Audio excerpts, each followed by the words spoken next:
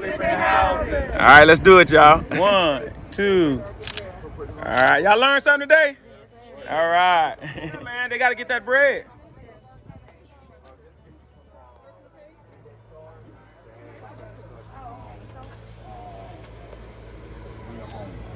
And we're interested in your property. Okay, now some of y'all in here have businesses. So we're going to let y'all plug your business, starting with you. What's your business? So Going Apparel. Say it louder. So Going Apparel to raise awareness for mental health in our black community. Okay, and what's your number? 863-614-5690. Let me see it. Y'all see it? All right, yeah, clap it up for her, y'all. Anybody else got a business? Kim, you got a business? EasyPeasyPartyPlanning.com. All right. How can they reach you if they want to get some party stuff? 863-430-5050 or the website EasyPeasyPartyPlanning.com. All right, anybody else got anything going on? What you got? I am a loan signing agent, so this is for your title companies. Call me, I can come do your loan signings, and I'm mobile as well. 863-709-6284. All right, we got a mobile signing right here. Anybody else? What you got? Higher standard building maintenance. I do epoxy, COVID-19 spraying, painting, anything on the roof. I got you. Call me at 727-314-1215. I just got this number, y'all. All right. You are an up-and-coming, inspiring flipper, right? I do have my own business. One Blessings at a Time, cleaning services as well as home improvement. I can be reached at 863-600-4459. All right. You gonna be flipping though, right? Money man, this the private money man. Let me hold some. All right, y'all. Hey, thank y'all, man. We appreciate y'all. We out of here, y'all. Tell them bye, y'all.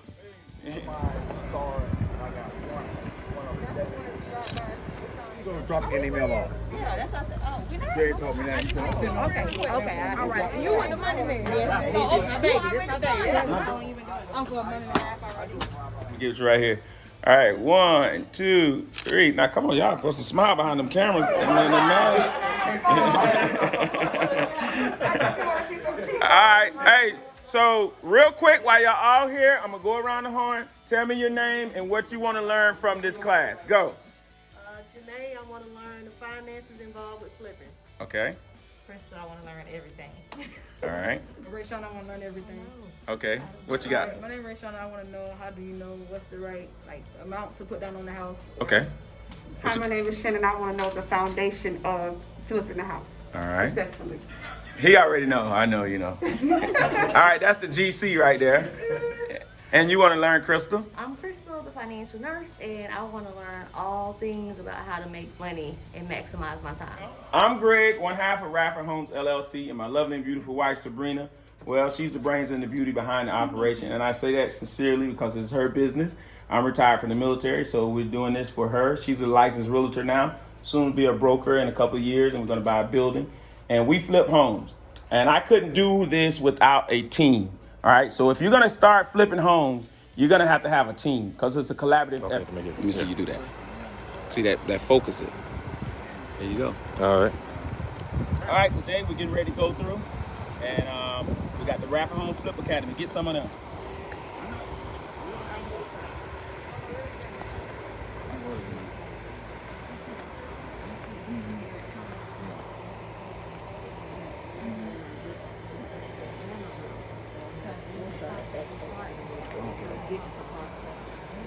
Really? Yeah.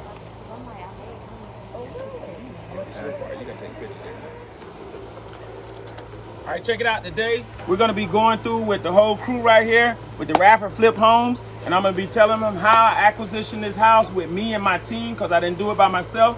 So follow along with us. Check it out in California.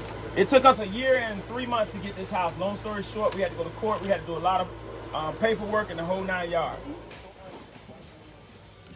When you come inside the home, you'll notice that you have an open wall here and you have like an open concept. This wall right here is going to be removed. We're going to take this wall down and we have to put what you call a beam, a LVB beam. A beam has to run from this wall here all the way to the wall down here. So we have to take all of this out. Front of the house to where JT's standing on the left of them. and it's going to be a LVL, which is an engineered beam. It's not a regular lumber like a 2x. It's structurally stronger. There'll be 3 beams up there. We'll have to. What do you mean by 3 beams, Felix? Why is it going to be 3 You beams? have to stack 3 of them side by side because one of them is not going to be strong enough to carry the load. So we have to get 3 of them to carry the load from this ceiling and carry the load from this ceiling. So it'll be three pieces going all the way across. It almost looks like plywood, but it's engineered to carry a stronger load than 2x. And usually lumber. So Felix, you can use regular lumber. Well, how do you use regular lumber? Do you have to put 2 pieces together? That one's going to be 3 together, 3 2x8s together, and it'll be sitting on the wall on that side, and on this side it's going to be sitting on. Do y'all understand the significance of a load-bearing wall? If he didn't put these braces up here, this place could collapse. Okay, so he have to put these braces up here to hold that wall up. Now he's going to cut these out right here. Look at these here are going to be cut out.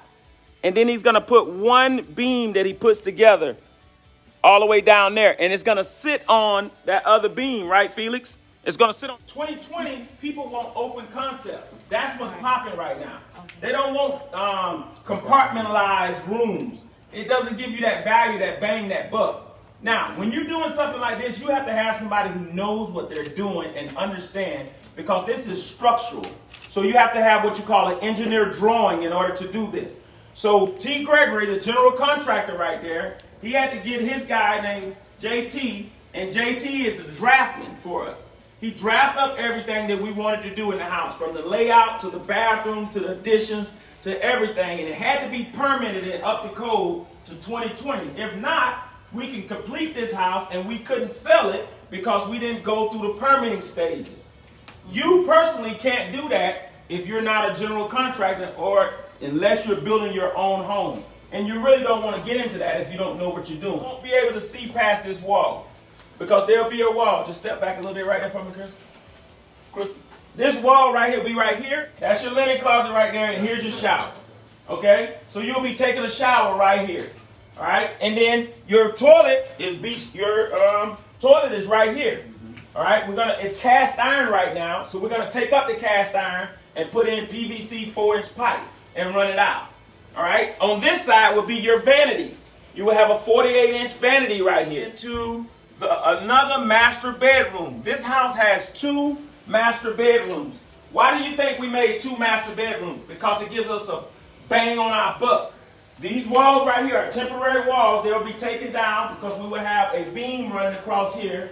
That beam is what gives you the open concept, because the beam will be hooked in to the. This one's just going to be a wood like you see here. They're 2x6 here. There's going to be 3 2x8s, which is a little bit taller. And then all these that are coming this way have to have a metal joist hanger that gets nailed into these and gets nailed into the beam just to hold it so it doesn't slide off the beam.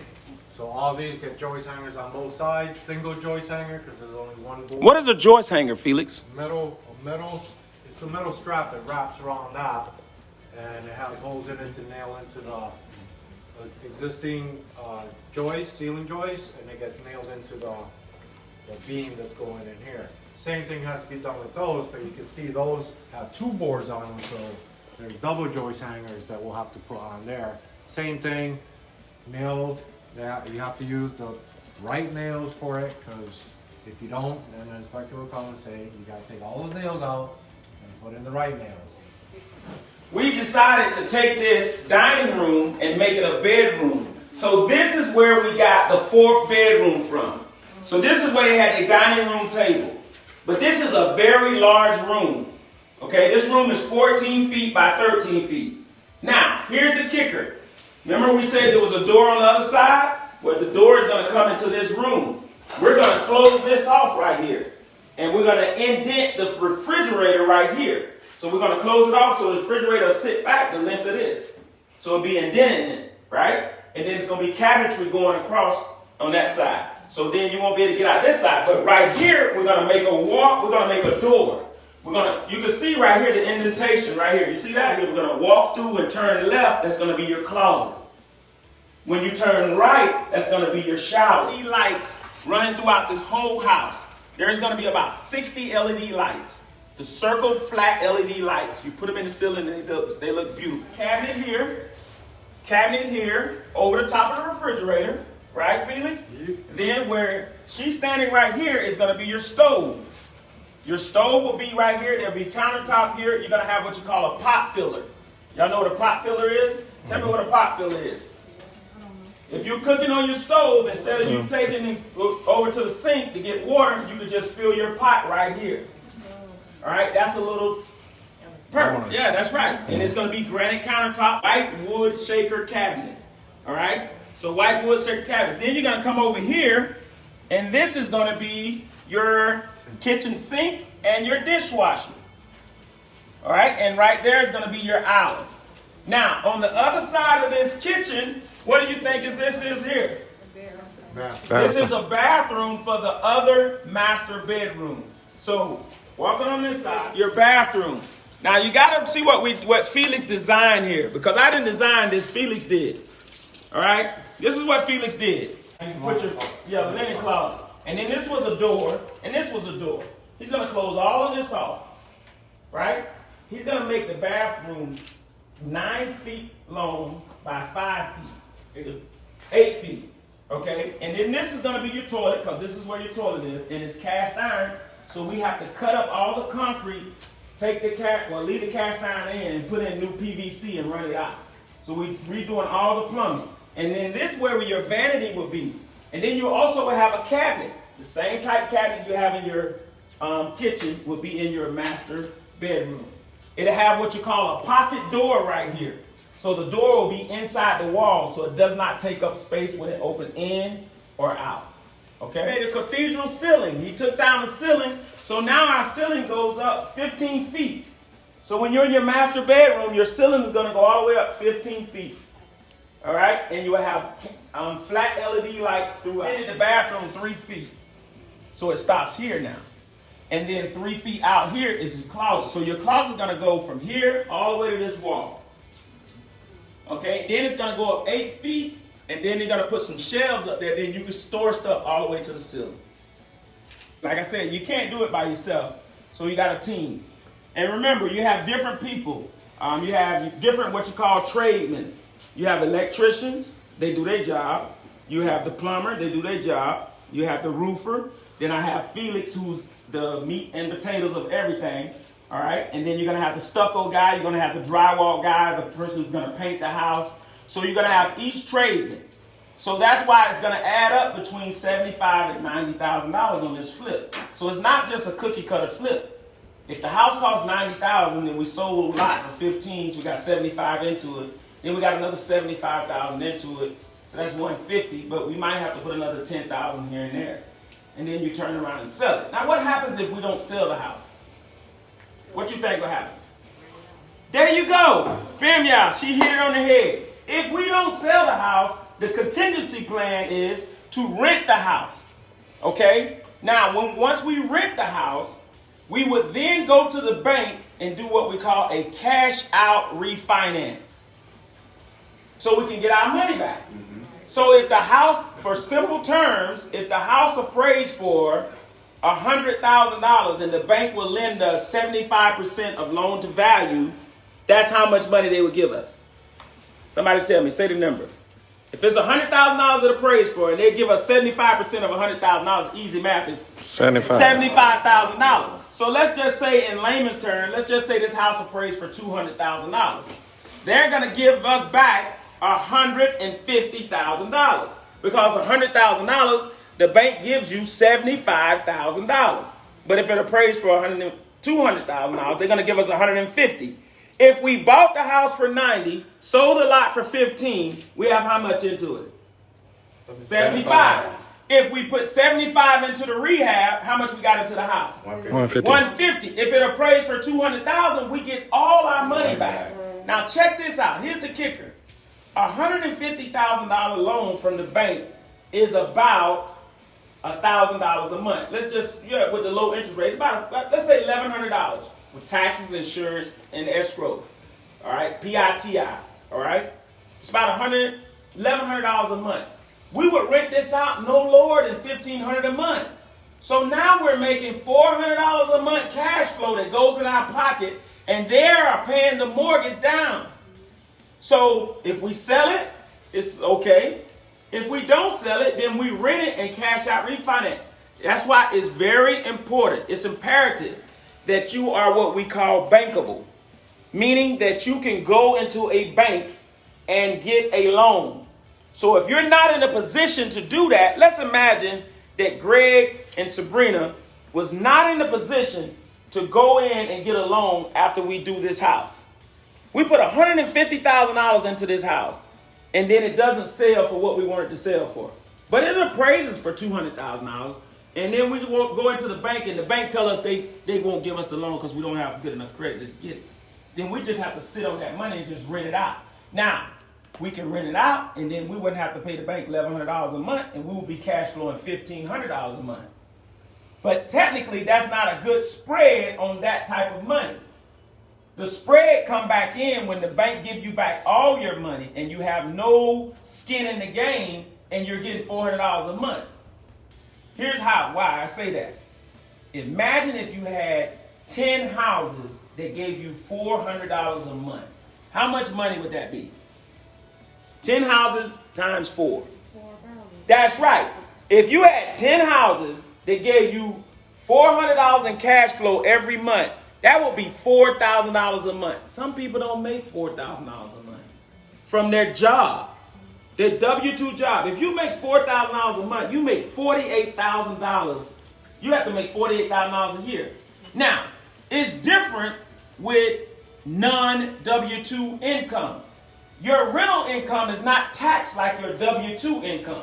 So you get what we call depreciation. You get to write off expenses. I'm going to write it off that I brought y'all in here today, and I bought all kind of sodas and cookies and stuff out there, and I did this and blah, blah, blah, right? I'm going to write off using my camera because it's under Radford Homes, LLC. That's another thing I need to explain to you. When we buy homes, when we acquisition homes, we acquisition them under Radford Homes, LLC. Now, you can buy homes under your personal name. You can. But it's better to probably, in some circumstance, not always, to have it under an entity in case for liability issues. If you was to get sued, somebody was going to be litigious on you. They'll be suing your company and not your personal assets. Because you don't want to mix, you don't want what's called co-mingling both ways. So that's a little bit about this. So let's move outside, y'all.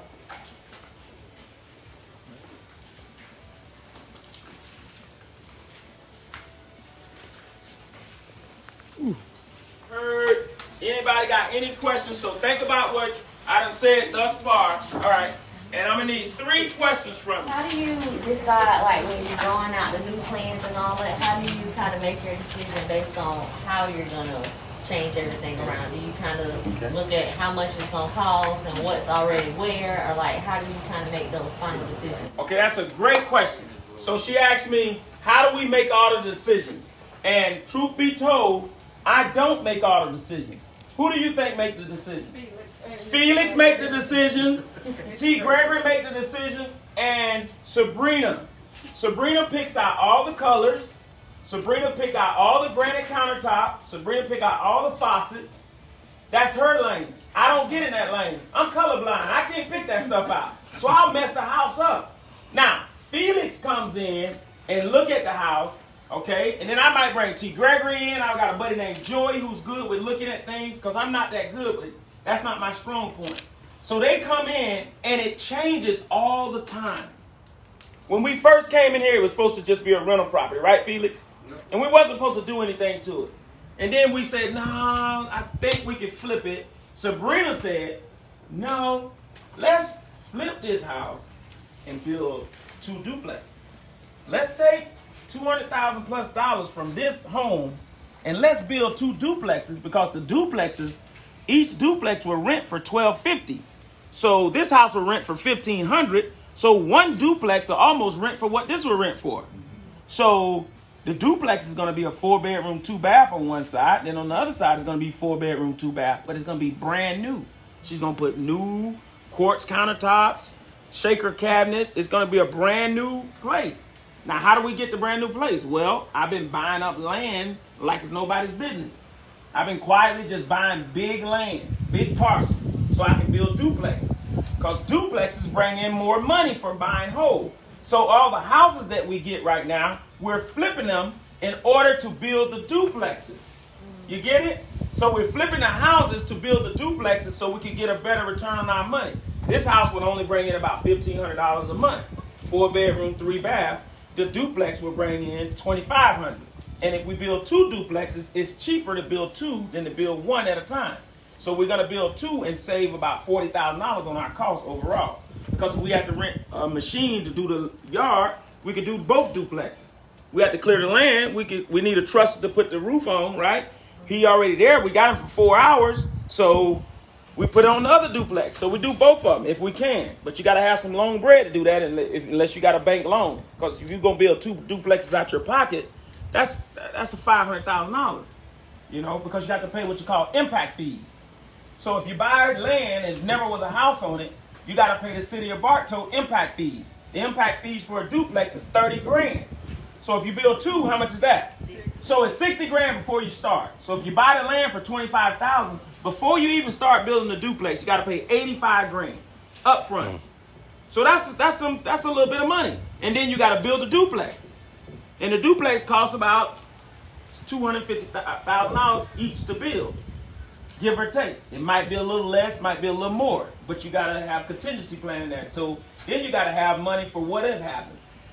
So that's why we went to flip this one. So you just don't flip a house to flip it. You need to have an end strategy while you're flipping the house. Because when you flip houses, they're going to hit you with what they call capital gain taxes. Because if you flip a house and you bought the house for $100,000 and you sell it for $200,000, you're going to pay taxes at the highest percent on that $100,000. Okay? Now, you can circumvent that if you 1031 it, meaning taking the money and buying something that's like that house, and parking it somewhere. You could do that to save on the capital gains. All right? So out here, what I wanted to show you out here is, have you swing around. You're looking at a carport right here. It's no longer a carport. What y'all think it's gonna be? Family room. It's gonna be like a family room, or they can have a den, or they can have whatever they want. So right here, we're gonna put 2 big French doors. They're gonna be 6 feet. They're gonna open out like that. They're gonna be clear. You can look straight through it inside. The glass is gonna be blinds, so you can let the blinds down and you can open them up. So this right here, you'll have LED light, LED light, LED light, LED light. We're going to take this down. We're going to have a big old ceiling fan right here. We're going to put fern strips on the wall. Like you looked in there, you saw a little wood on the wall, on them blocks. If you didn't, you saw a little strip, a little piece of wood on the wall, right? And then this is a fern strip. This right here attaches to what? Drywall. Drywall.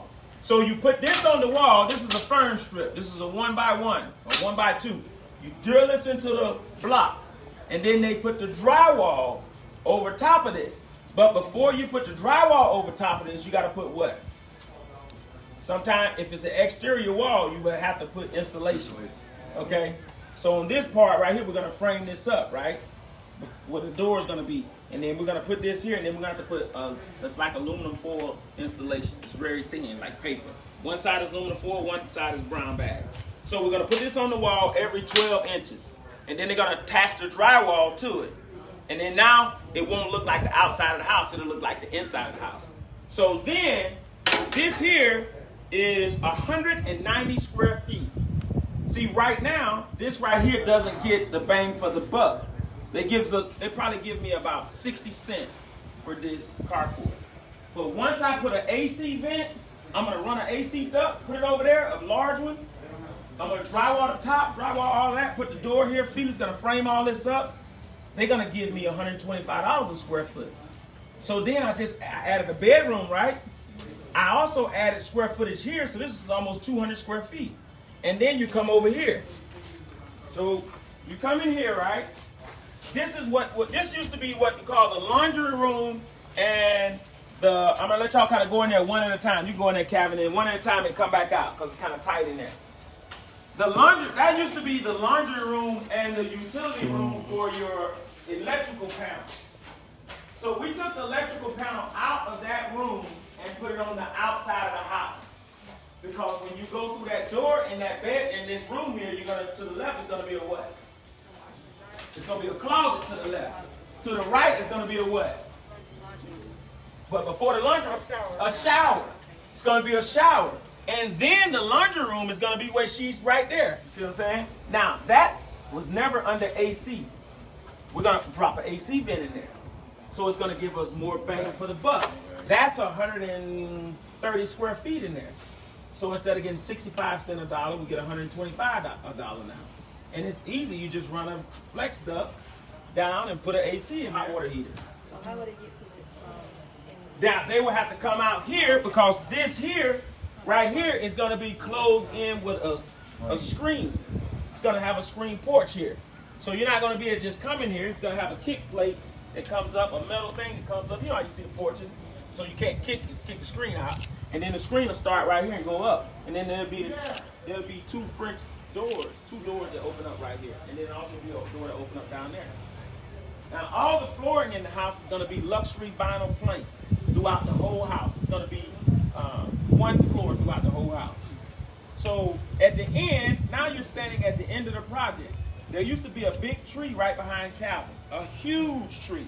It was $5,000 to remove the tree. So before we started demoing the house, we had to pay the guy $5 grand to take the trees out. So that's kind of one of those contingencies, you know, wow, $5 grand for trees? That'll break the bank if you ain't got your paper right. Was it an oak tree? It was a big oak tree there, and it was one in the front. All right? So, any questions thus far? Do you always put an air vent in every room? Like, is that something you always do? Great question. I don't always put an air vent in every room. Okay? For example, come on, let's walk out here. Right here. If you walk out here, you have, it's a shed, right? It appears to be a shed. Now, here's what we're going to do to this.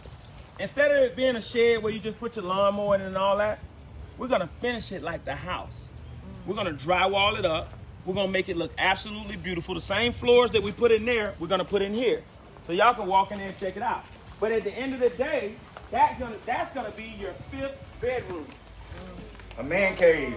So a man cave. Apartment. That's going to be your 5th bedroom. If you wanted to turn these into, You can turn that into it's called an ADU. If you wanted to turn that into an ADU, check this out, Calvin.